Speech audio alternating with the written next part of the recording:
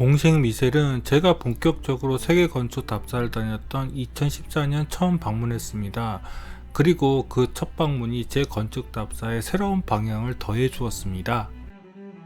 그런데 첫 방문 때는 밤에 도착해서 답사를 했거든요. 그래서 낮에는 어떤 곳인지 궁금해서 한 번 더 답사를 갔습니다.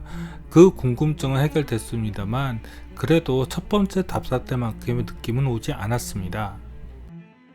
그래도 두 번째 방문한 것을 후회하지는 않습니다. 또 기회가 있으면 여기를 한 번 더 갈 거거든요. 그만큼 몽쉘 미셸은 제 마음을 흔든 곳입니다. 하지만 콘텐츠로 만드는 것은 쉽지 않네요. 우선 여기가 볼 게 많아서 콘텐츠 분량이 장난 아니고요. 또 두 번이나 방문했는데도 여기 곳곳에 대한 기억이 많이 지워졌네요. 아마 사전 조사 안 하고 갔던 업보였던 것 같습니다. 그래도 도전 한번 해보겠습니다. 이 몽생 미셸을 소개하는 저는 여러분과 함께 이 세상을 같이 살펴볼 Cinema C Architecture A Psychoanalysis P 카푸 채널의 앞에입니다.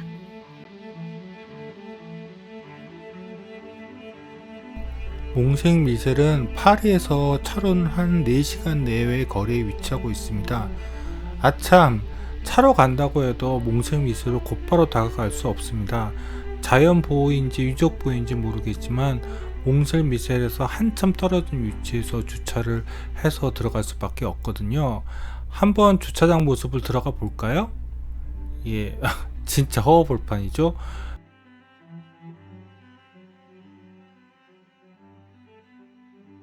그런데 여기에 주차를 해놓으면 어떻게 몽생 미셸까지 갈 수 있을까요? 네, 여기서는 무료로 운영되는 셔틀이 있습니다. 그리고 그 셔틀버스는 24시간 운영되고요. 즉, 몽생 미셸은 24시간 내내 개방되어 있다는 것입니다. 다만 그 기간이 여름 성수기에만 한정된 것인지 아니면 1년 내내인지는 모르겠네요.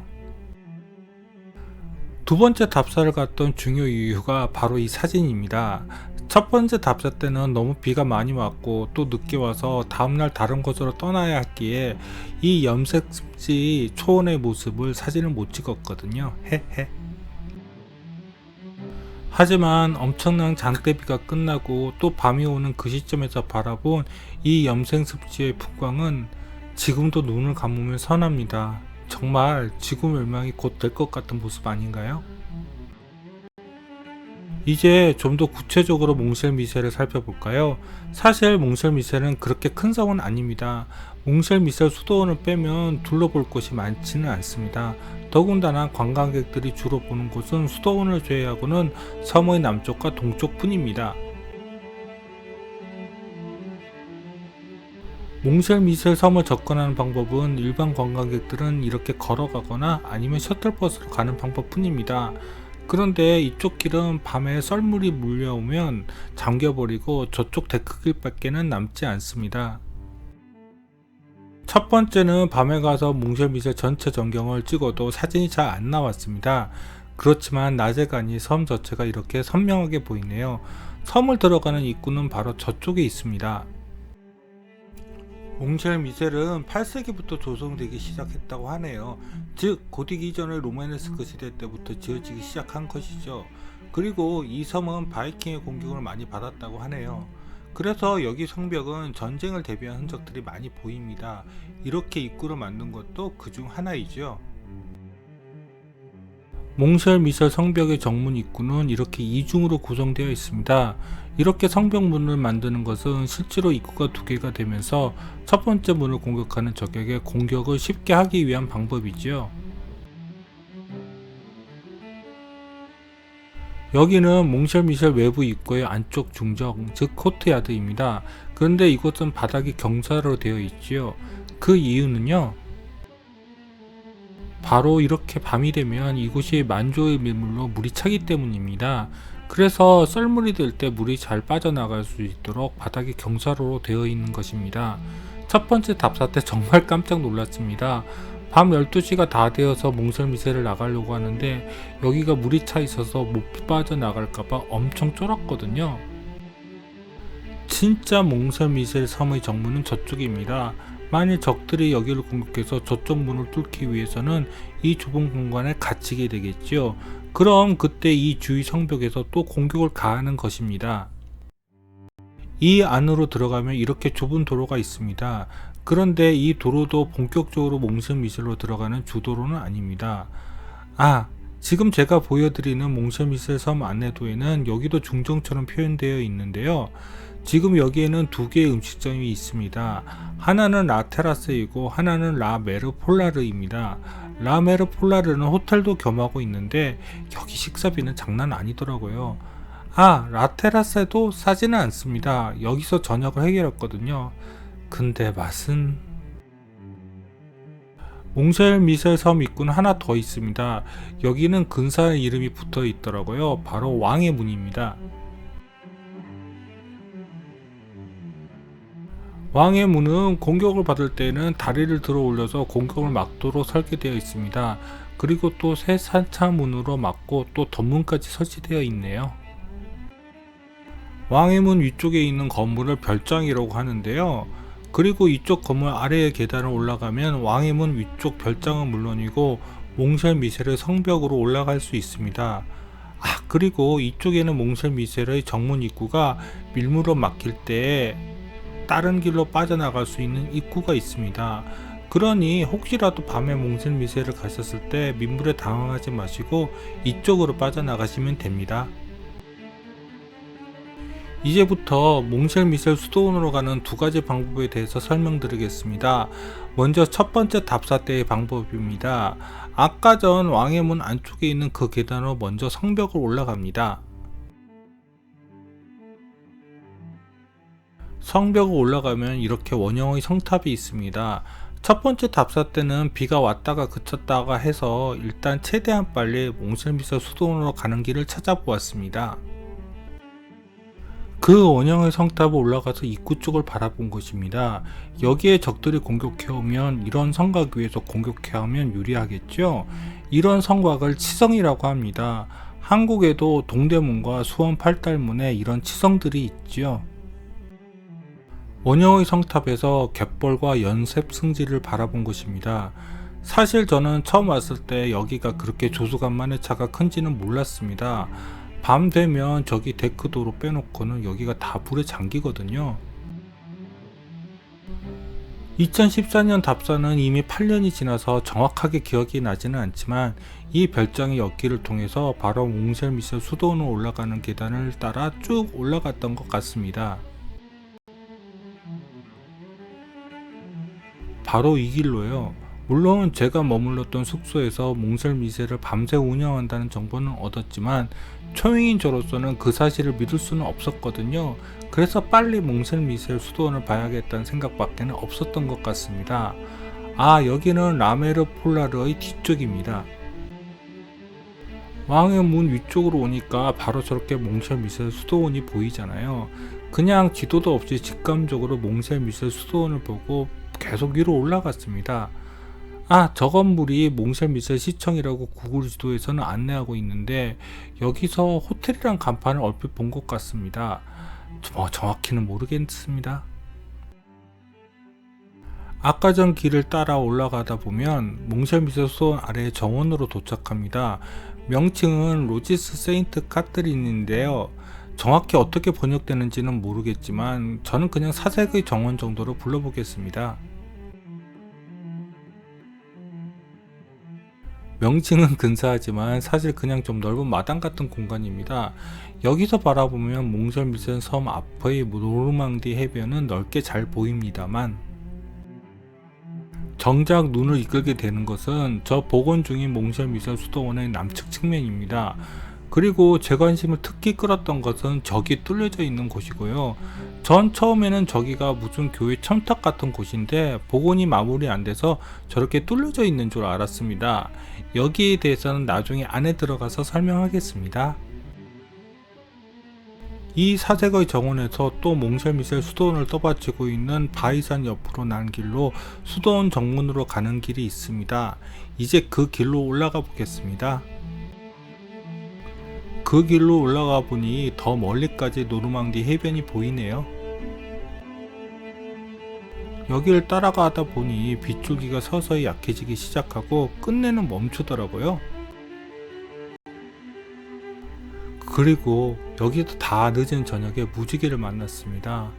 아마 이런 행운이 몽쉘 미셸의 추억을 잊지 못하게 하는 중요한 경험이 되었는지도 모르겠습니다.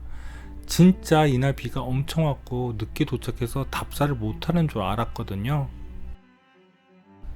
정말 이런저런 행운이 겹쳐서 이 시간대에 몽쉘 미셸을 답사할 수 있었던 것 같습니다. 이쪽은 이제 본격적으로 몽쉘 미셸 입구로 올라가는 길입니다. 이제 두 번째로 몽쉘 미셸 수도원으로 가는 길을 소개하겠습니다. 사실 아까 전 처음 왕의 문을 따라 올라간 성벽을 쭉 따라가셔도 몽쉘 미셸 수도원으로 갈 수는 있습니다. 하지만 그러면 좀 재미없잖아요. 저는 몽쉘 미셸 시내를 통해서 몽쉘 미셸 수도원으로 가보겠습니다. 몽쉘 미셸 섬의 메인 스트리트는 정말 해리포터의 마법사 마을로 온 것처럼 중세 그들의 모습을 간직하고 있습니다. 그런데 낮에 오니까 정말 관광객들이 북적거려서 정신이 없더라고요. 대신 첫 번째 답사 때는 밤에 관광객이 없어서 좋았지만 상점들이 닫혀 있어서 기념품 하나 사지 못했습니다. 그래도 이 시간대가 더 중세 느낌이 나지요. 이 메인 스트리트에서 몽쉘 미셸 수도원을 가려면 먼저 여기에 있는 베드로 교회 쪽으로 가야 합니다. 베드로 교회로 가는 길들은 이렇게 여러 좁은 골목길들을 찾아 들어가야 합니다. 여기가 바로 베드로 교회입니다. 여기도 소개시켜 드려야 하는데 이곳은 맨 마지막으로 돌리겠습니다. 베드로 교회를 나와서 쭉 따라 올라가면 다시 몽쉘 미셸 섬의 외벽 성곽과 만나게 됩니다. 그 전에 직접 둘러보지는 못했지만 이쪽에 있는 루프 바스티옹을 한번 볼까요? 바스티온은 성벽에서 돌출되어 성벽을 공격하는 적들을 공격할 수 있도록 만들어진 곳을 말합니다. 루프 바스티옹은 그 바스티옹 위에 지붕을 올려놓았던 이야기겠죠? 루프 바스티온은 입구에서부터 성곽으로 몽쉘 미셸 수도원을 접근하신 분들은 들르실 수 있습니다. 그런데 저는 두 번째 답사 때는 베드로 교회를 들러서 오느라 바로 몽쉘 미셸 수도원으로 접근할 수 있는 쪽으로 접근했기에 루프 바스티온은 가보지 못했습니다. 제가 베드로 교회를 나와서 성벽 외곽에 닿은 곳은 바로 성벽의 북쪽 탑입니다. 성벽의 북쪽 탑은 도보 해협 쪽으로 펼쳐진 노르망디 해안을 바라볼 수 있습니다. 여기에는 갯벌 체험도 있는 것으로 알고 있습니다. 하지만 저는 패스. 원래 이 북쪽 탑 아래에는 저수조가 있는 걸로 알고 있습니다. 그런데 지금은 사용하지 않는 것 같습니다. 이제 북쪽 탑에서 좀 더 올라가면 또 하나의 성당 정원과 마주치게 됩니다. 바로 예루살렘 십자가 정원입니다. 실제로 몽쉘 미셸 수도원의 정식 진입구가 이쪽에서 접근하도록 되어 있습니다. 바로 이 정원에서 저 계단을 올라가시면 이제 몽쉘 미셸 정문 입구가 나옵니다. 예루살렘 십자가 정원에서 올라오시면 바로 여기에 있는 몽쉘 미셸 입구가 있는 중정에 도착하시게 됩니다. 아까 전 첫 번째 길로 오시면 이쪽으로 들어오시게 되고요. 역시 낮에는 관람객들이 이 좁은 공간에 미어 터지죠. 그런데 수도원인데도 불구하고 몽쉘 미셸 성곽처럼 이중으로 입구를 만들어 외부 공격에 방어하도록 계획을 해놓았네요. 몽쉘 미셸 수도원이 완성된 것은 1523년입니다. 그때는 이미 바이킹들이 다 유럽에 침투해서 귀족이 되고 왕족이 된 시기인데요. 좀 과한 수도원 방어 시설 같네요. 자, 저기가 바로 몽쉘 미셸의 수도원의 입구입니다. 처음 여기를 왔을 때는 이 계단을 올라가면 바로 수도원 내부로 들어갈 수 있는 줄 알았습니다. 이 계단 끝에 오시면 입구 로비가 계단의 끝에 있으니까요. 그런데 지금 이 컨텐츠를 준비하다 보니 이 계단은 진입구라기보다는 일종의 방어시설 같다는 느낌이 더 듭니다. 만일 적이 들어온다면 이 계단을 뚫고 올라오는 것은 쉽지 않겠네요. 첫 번째 답사 때는 야간 관람객들을 위해서 몽쉘 미셀 수도원 전체가 조명쇼를 하고 있었습니다. 저는 처음에 그것도 모르고 이 붉은 조명은 따뜻하라고 하는 줄 알았습니다. 그날은 비 때문에 추웠거든요. 그런데 낮에 오니 같은 공간이라도 많이 심심하네요. 저는 첫 번째 답사 때 사전 정보가 없어서 그냥 반팔에 반바지 차림이었습니다. 그런데 여기 답사를 오는 분들이 모두 윈드 자켓에 긴 바지, 심지어는 얇은 다운 자켓까지 걸친 분들이 있었습니다. 입구 계단을 오면 거대한 벽난로가 있어서 여기 관광객들이 몸을 녹이고 있더라고요. 저도 이용하고 싶었지만 이 앞에 서신 분들이 자리를 비킬 생각을 안 하시더라고요. 그래서 저는 진짜 벽난로라고 생각했는데 낮에 와서 보니 여기에 벽난로는 없고 이렇게 전기 온풍기 하나 딸랑 설치되어 있더라고요. 그때의 추억이 훼손되는 순간이었습니다. 몽쉘 미셀 수도원을 들어가기 위해서는 먼저 티켓을 끊어야겠지요. 아까 전 입구 로비에는 티켓 오피스가 없고 바로 이쪽으로 가야 합니다. 여기가 티켓 오피스로 가는 길입니다. 정문 입구 로비를 나와서 이렇게 미러처럼 얽혀져 있는 몽쉘 미셀 수도원의 외부로 나와서 이쪽으로 가셔야 합니다. 그런데 역시 낮에는 아까 전 같은 중시의 분위기가 좀 덜 나죠. 그리고 역시 낮에는 관광객들이 많아서 줄을 좀 오래 기다렸습니다. 몽쉘 미셀 수도원의 티켓 오피스는 바로 여기에 있습니다. 제가 처음 답사를 갔을 때는 티켓 오피스와 함께 기념품 상점도 여기에 있었습니다. 혹시 밤에 몽쉘 미셀 수도원을 답사 가신 분들은 밤에는 여는 기념품 상점이 성내에 거의 찾기 힘드니 몽쉘 미셀 수도원을 다 보시면 이쪽으로 나오시니 이때가 기념품을 사는 마지막 기회가 되실 것을 기억해 주세요. 그런데 두 번째 답사 때는 저쪽으로 기념품 상점이 넓어져서 이동을 했더라고요. 그리고 티켓 오피스도 공간이 넓고 시원하게 확장이 되었더라고요. 또한 티켓 오피스 자리에 몽쉘 미셀 수도원 첨탑에 올라가 있는 대천사 미카엘의 석고 모델도 이렇게 전시되어 있습니다. 사실 몽쉘 수도원 첨탑에 있는 대천사 미카엘은 에마뉴엘 프레미에가 1897년에 완성해서 올린 것으로 한 100년 전쯤의 작품이기는 합니다. 그런데 이게 뭐랄까 일종의 활용정점이라고 할까요? 반짝이는 이 미카엘 상이 있으니 몽쉘 미셀 수도원이 더 성스럽게 보이네요. 이제 몽쉘 미셀 수도원 내부로 들어가는 길을 살펴볼까요?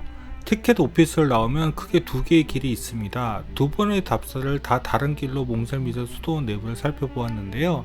첫 번째는 2층부터 천천히 올라가는 코스입니다. 바로 이 계단으로 올라가셔야 합니다. 바로 아까 전 입구 로비에서 티켓 오피스 사이에 이렇게 계단이 있습니다. 이 계단을 올라가시면 몽쉘 미셀 수도원의 2층에 있는 게스트룸으로 들어갑니다.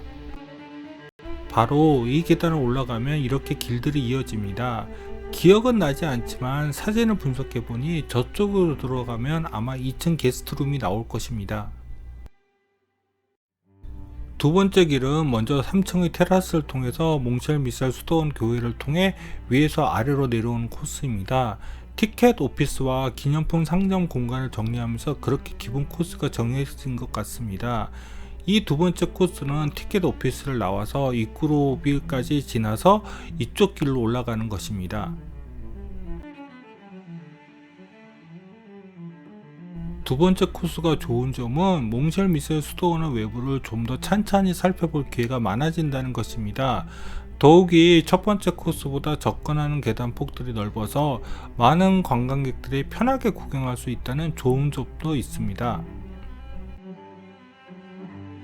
사실 몽쉘 미셀을 답사하실 때 기대했던 것은 로마네스크 양식을 실제로 볼 수 있다는 것이었습니다. 정말 많이 답사를 다녔는데 실제로 로마네스크 양식의 교회를 본 적은 없거든요. 그런데 몽쉘 미셀이 로마네스크 시대 때부터 조성되었다고 하는데 와서 보니 교회의 외형이 전형적인 고딕 교회라서 좀 당황했습니다.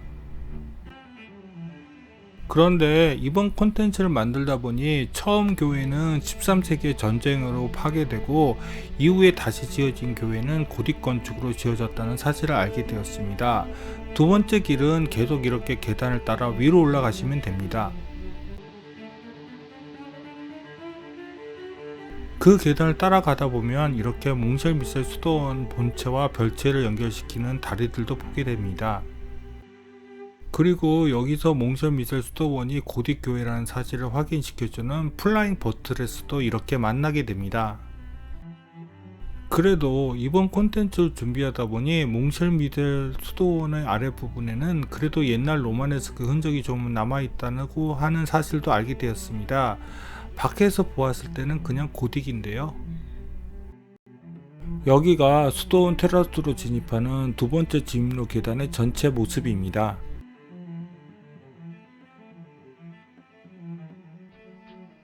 이제부터 몽쉘 미셀 수도원 내부로 들어가 보겠습니다. 그래도 첫 번째 답사의 기억이 더 좋으니 그때를 기준으로 소개하겠습니다.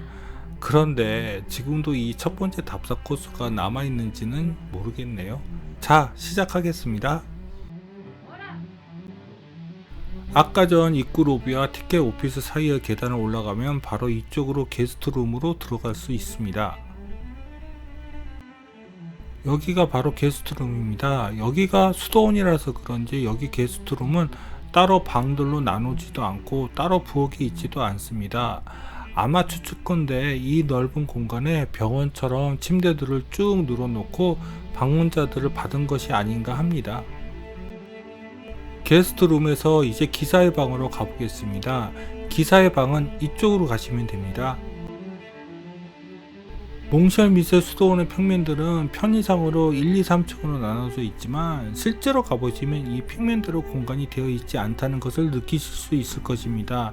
사실 진짜 층을 따지자면 아마 4, 5층은 너끈이 될 것 같은데 정확하게 이 공간들을 파악하는 게 쉽지 않네요. 기사의 방은 바로 게스트룸 바로 옆쪽에 있습니다. 첫 번째 답사를 갔을 때 기사의 방을 들어갔을 때를 잊지 못합니다. 입구 로비에서 붉은색 조명은 그냥 따뜻하라고 한 조명인 줄 알았는데 기사의 방을 들어서는 순간 지금 몽쉘 미셀 수도원에서 야간 조명쇼를 하고 있구나를 알 수 있었거든요. 하지만 낮에는 그 느낌이 좀 덜하죠. 여기 기사의 방도 고딕 양식의 기둥들이 들어가 있네요. 몽쉘 미셀 수도원을 들어왔을 때 이미 세상의 멸망을 보았잖아요. 그런데 이런 푸른 조명이 이 공간에 있으니 그 느낌이 훨씬 더 강하게 들어왔습니다. 이때 카메라는 소니 7R이었습니다. 미러리스 풀프레임 카메라를 다루는 것이 처음이라서 많이 미숙했지요. 지금은 캐논 EOS R에 F2 줌렌즈도 가지고 있는데 그 카메라로 여기를 찍으면 어떨지 궁금하네요. 4년 후에 갔을 때도 아치 사이에 저런 천들이 있는 거 보면 이때도 밤에 무슨 조명쇼를 하고 있었는지 모르겠네요. 이제 몽쉘 미셀 수도원의 교회로 올라갈 것입니다. 기사의 방에서 저쪽으로 나가면 수도사의 산책로가 나옵니다. 게스트룸이랑 다르게 기사의 방에는 2개 정도의 벽난로가 벽 쪽에 위치하고 있습니다. 게스트룸의 벽난로는 일종의 화덕 같은 느낌이 강했는데 여기는 정말 난방을 위한 벽난로 같습니다. 두 번째 답사를 갔을 때는 그래도 낮이라서 벽난로 안쪽의 굴뚝이 명확하게 보이더라고요. 기사의 방에서 올라와서 이제 수도사의 산책로로 가볼까요? 수도사의 산책로는 글쎄요, 그냥 이것저것 이름을 붙인 것 같습니다. 산책로라 하기에는 좀 거리가 짧지요? 여기도 낮보다는 밤에 훨씬 더 분위기가 있습니다. 그리고 첫 번째 밤에 왔을 때는 이 수도사의 산책로에 이런 재미있는 조명쇼도 구석에 펼쳐졌고요. 그런데 여기가 수도원인데 악마 조명쇼가 너무 많더라고요. 이제부터 몽쉘 미셀 수도원 교회로 올라간 길들이 명확하게 기억이 나지 않습니다. 2번이나 왔었는데도 불구하고요. 여기를 분명히 올라갔던 기억은 있는데요.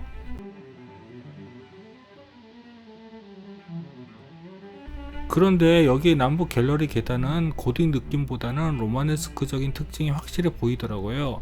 우선 여기는 천장이 로마네스크의 특징인 반영형 볼트 구조로 되어 있고요. 첫 번째 답사 때는 여기도 이렇게 구석에 조명쇼를 해 놓았는데 더 위로는 못 올라갔습니다. 그런데 두 번째 답사 때는 더 위로 올라갈 수 있게 되어 있더라고요. 그런데 여기 군데군데 벽돌이 빠진 데 조명을 해 놓은 것도 정말 멋졌습니다. 첫 번째 답사 때는 분명히 이쪽으로 더 올라가지 못하게 해서 다른 쪽으로 올라갔습니다. 그런데 이쪽이 어느 쪽인지 명확히 기억이 나지 않네요. 첫 번째 답사를 갔을 때는 여기를 통해서 몽쉘 미셸 수도원의 납골 땅으로 올라갔습니다. 그런데 두 번째 답사 때는 이 계단들을 이용하지 못했습니다. 여기는 이렇게 외부로 창도 나 있는데 지금 평면으로는 어딘지 정확하게 특정할 수 없네요. 어쨌든 내부의 복잡한 길들을 돌아서 계속 위로 올라갔습니다. 아까 전 기사의 방이 2층이라고 하면 벌써 층으로는 한 2개층 올라간 것 같은데요. 그런데 평면에서는 납골당과 기사의 방이 같은 층으로 표시되어 있습니다. 그러니까 이 평면으로는 더 모르겠더라고요. 그래서 정확한지는 모르겠지만 여기에 로마네스크 양식의 성당 예배당인 이곳은 들른 것 같습니다.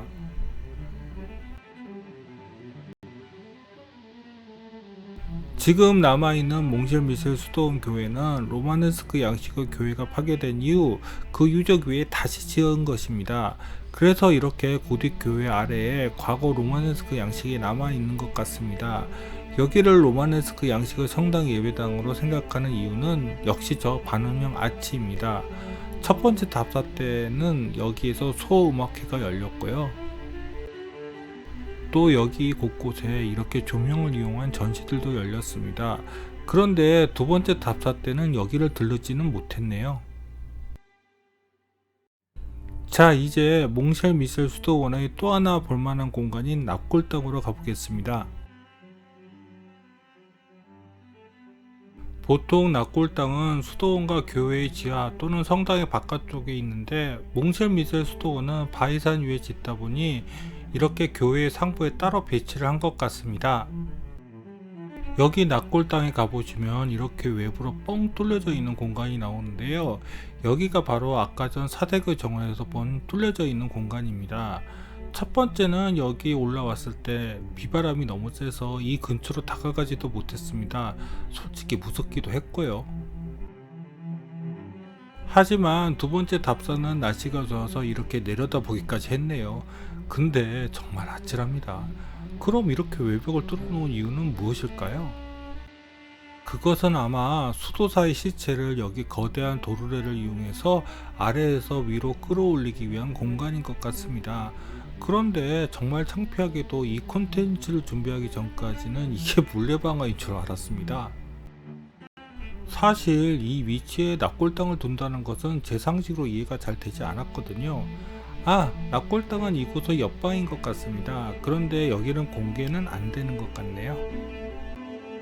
이렇게 매번 사전조사를 안 해서 놓치는 것이 많으면서도 저는 사실 선입견 없이 공간들을 직접 느끼고 이후 그 내용들과 맞춰보면서 그때의 기억을 되살리는 것을 더 좋아합니다.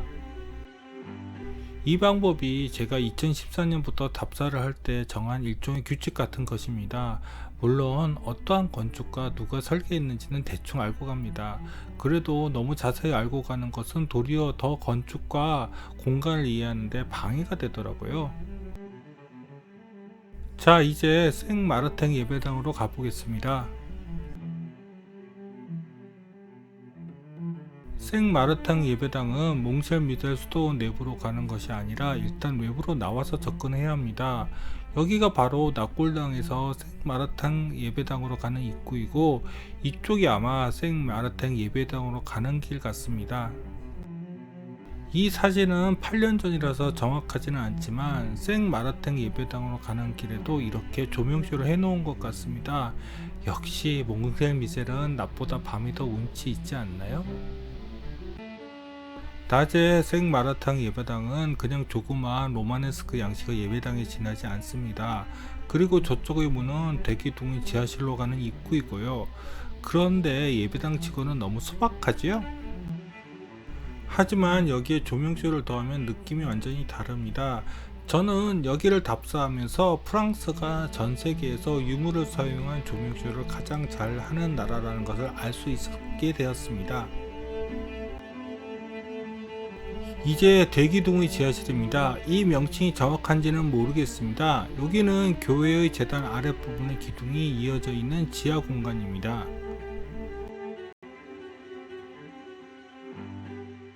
낮에 보면 이 공간은 뭐 특별한 것이 없어 보이죠. 그냥 두꺼운 기둥들이 가득한 공간에 지나지 않습니다. 그런데 이 공간에도 조명쇼가 펼쳐지면 완전히 다른 모습이 되지요.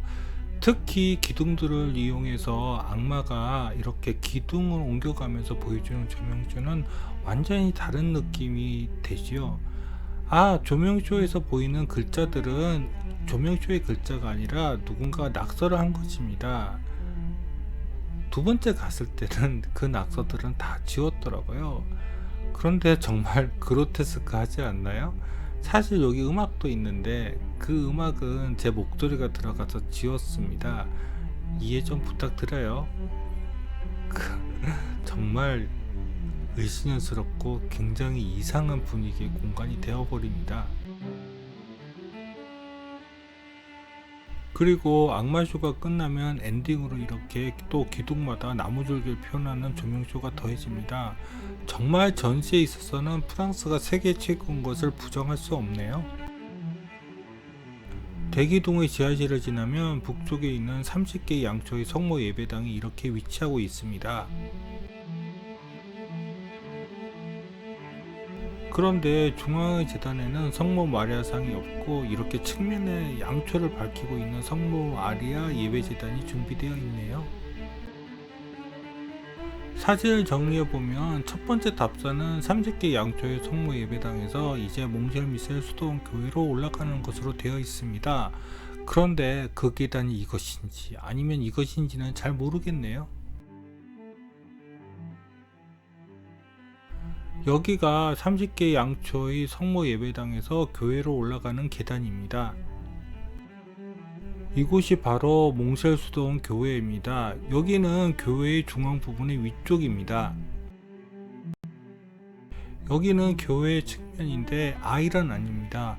바로 저쪽에 있는 실들이 따로 있는 것 같습니다. 저 위로 올라갈 수 있었으면 더 좋았겠는데요. 이제 교회의 중심이라고 할 수 있는 제단과 고딕 성가대 지역입니다. 이곳은 전형적인 고딕 성당의 공간입니다. 첫 번째 답사를 갔을 때 한밤중인데 여기서 미사를 진행해서 사실 사진을 찍는데 좀 애로운 면이 있었습니다. 그런데 한밤중에 진행되는 미사는 정말 멋있더라고요. 하지만 여기가 프랑스 고딕 성당임에도 불구하고 스테인드 글라스를 전혀 쓰지 않은 것으로 보였습니다. 하지만 낮에 보니 화려하게 스테인드 글라스를 쓰지는 않았지만 일부분 분명히 스테인드 글라스를 쓴 것이 보이네요. 몽쉘미셀 답사하면서 또 하나 결정한 답사의 원칙이 있습니다. 바로 멋진 건축이라면 첫 번째 못 본 것이 있으면 또 가서 보는 것입니다. 그래도 다행히 2번 이상 보아도 질리지 않는 건축 공간은 몇 안 돼서 다행입니다. 이제 교회의 수랑을 볼까요? 북쪽의 수랑은 30개 양초의 성모 예배당에서 올라오는 입구가 있고요. 남쪽 수랑에도 그렇게 아래로 내려가는 계단이 있는 것 같은데 정확히는 모르겠습니다. 이제 몽쉘미셀 서머의 가장 최애 장소인 몽쉘미셀 수도원 교회의 서측 테라스로 나가 볼까요? 첫 번째 답사 코스에서는 교회에서 이렇게 나가시면 되시고요. 두 번째 방법은 이쪽으로 올라오셔서 이리로 들어오셔서 이쪽으로 나가시면 됩니다.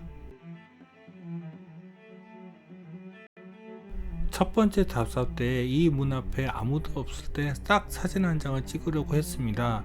노란색 교회의 내부 색깔과 코발트색 외부 색깔이 너무나도 대비가 되어서 멋졌거든요. 그런데 그 사진은 결국 못 건졌습니다. 사람들이 전 문 앞에 서서 바로 카메라를 꺼내더군요. 그래서 암만 기다려도 사람이 없는 순간이 없었습니다. 네, 참. 그런데 정말 이 시간대에 몽쉘 미셸 수도원 교회는 일신스럽지 않나요? 두 번째 답사 때는 역광이라서 역시 여기 사진은 잘 나오지 않았습니다. 세 번째 답사일 때는 한 오후 4시쯤 여기를 가봐야겠네요.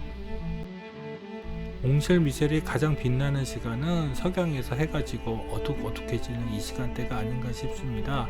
거기다가 비가 막 그쳐서 테라스가 반짝반짝 거리네요. 테라스에서 서쪽 노르망디 해변을 보는 것도 멋졌습니다. 딱 지구가 멸망하는 날 하늘의 빛깔이 이렇지 않을까요? 붉은색의 하늘보다는 이런 짙은 회색과 코발트색이 섞인 하늘이 더 서늘하니까요. 두 번째 답사 코스에서는 이쪽 테라스의 집을 통해서 테라스로 올라옵니다. 이 테라스 집 안에는 몽쉘 미셸 섬에 대한 여러 모델들이 전시되어 있습니다. 바로 여기인데요. 첫 번째 답사 때에는 여기를 들어갈 생각조차 해보지 않았습니다. 여기에는 첨탑에 대천사 미카엘상을 올리는 과정에 대한 모델들이 많이 전시되어 있는데 아마 보수 관련해서 그 과정을 설명하는 것 같습니다. 이 모델은 로마네스크 시대의 몽쉘 미셸로 대천사 미카엘이 주교인 아브랑시오의 오베르에게 나타나 바이섬에 교회를 지으라는 지시에 따라 지어진 첫 몽쉘 미셸 수도원의 모습인 것 같습니다. 그리고 이 모델은 바로 1523년에 최종으로 완성된 고딕 양식의 몽쉘 미셸 수도원과 서머의 모습인 것 같고요. 몽쉘 미셸 수도원에서 또 볼만한 공간으로 바로 교회 옆에 있는 회랑 공간이 있습니다. 첫 번째 답사 때는 여기 회랑을 내려왔을 때는 거의 밤이 다 되었습니다. 그래서인지 조명의 효과가 더 극명하게 보였습니다. 그런데 이때는 정원에 여러가지 조경이 되어 있었는데요. 두 번째 답사를 가보니 여기가 깨끗하게 치워져 있더라고요. 그러면 안쪽으로도 들어갈 수 있게 해주었으면 더 좋았을 텐데요. 처음 회랑 내부의 복도를 거닐 때는 여기가 해리포터의 촬영지인 줄 알았습니다. 원래 수도원 회랑이 비슷비슷하지요. 그런데 여기도 낮에 보니 역시 좀 평범하게 보이네요. 회랑의 서쪽 외부는 이렇게 유리로 막아 놓았습니다. 여기도 그냥 뚫어 놓았으면 정말 멋졌을 텐데요. 여기는 내부 조명 때문에 유리 밖은 제대로 촬영이 되지 않습니다. 하지만 또 이것도 나름대로 또 다른 공간감을 느끼게 만들어주죠. 유리에 비친 조명으로 밝히는 회랑의 모습이요. 회랑에서 내려다본 북측 1층 테라스의 모습입니다. 2014년에는 복구 관련된 자재들이 가득하네요. 두 번째 답사를 갔을 때는 깨끗하게 정리되어 있더라고요. 그런데 여기서 다시 노르망디 해변을 보니 2차 세계대전 때 저런 갯벌 위로 상륙 작전을 펼친 것인데 정말 힘들었겠다 하는 생각이 드네요. 회랑에서 바라본 첨탑의 모습입니다. 아마 여기서 보는 첨탑의 모습이 가장 가까운 곳에서 보는 것이 아닌가 싶습니다. 회랑 옆에는 식당이 위치하고 있습니다. 바로 회랑에서 들어갈 수 있습니다. 여기가 회랑에서 식당으로 들어가는 입구입니다. 첫 번째 답사일 때는 물론이고 두 번째도 여기가 식당이라 생각은 하지 못했습니다. 너무 큰 공간이라서요. 예배당은 아니더라도 일종의 회의실 같은 곳이라고 생각했습니다. 첫 번째 답사 때에는 여기서 첼로 솔로를 연주하는 것을 보았습니다. 시간만 좀 있다면 여기 앉아서 음악 감상했을 텐데요. 저희 답사에는 그런 시간은 사치이죠. 이제 몽쉘 미셸 수도를 떠나가겠습니다. 내려가는 길은 회전 계단인데 정확히 기억은 안 나지만 이쪽인 것 같습니다. 몽쉘 미셸 수도원을 나가는 길에 이 부조를 보았는데 정확한 위치는 기억이 나지 않습니다. 그런데 뭐 그렇게 멋진 부조는 아닙니다. 여기가 몽쉘 미셸 수도원을 나가는 회전 계단입니다. 그 회전 계단이 여기로 내려오는 것으로 우선 기억하고 있습니다. 그런데 첫 번째 답사 때는 마지막으로 내려온 공간은 아직 공사 중이었거든요. 거기라면 여기 회전 계단이 맞는데요. 글쎄요. 아까 전 회전 계단은 기념품점으로 연결되고 기념품점 구경이 끝나면 저쪽으로 해서 북쪽 테라스로 빠져나올 수 있습니다.